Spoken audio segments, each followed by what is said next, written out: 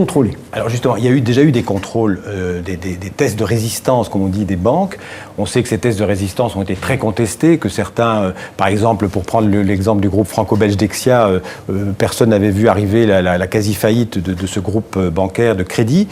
Est-ce qu'aujourd'hui, vous diriez que les banques européennes sont plus solides qu'il y a 5 ans avant la crise? Oui, évidemment, les banques européennes sont beaucoup plus solides maintenant qu'avant la crise, de même que les banques américaines sont beaucoup plus solides maintenant qu'avant la crise, anglaises aussi, etc. Donc de ce point de vue, on a tiré les leçons de la crise. Dans tous les pays avancés, la crise a révélé une faiblesse, une fragilité de l'ensemble du système financier qui était incroyable. On avait en face de nous un château de cartes financier qui s'effondrait. Et bien entendu, au niveau mondial, pas simplement d'ailleurs des pays avancés, mais du G20, il y a eu un énorme travail pour demander aux banques de se recapitaliser, pour avoir des règles de prudence et de surveillance beaucoup plus strictes et absolument nécessaires, oui, parce que la Banque centrale va jouer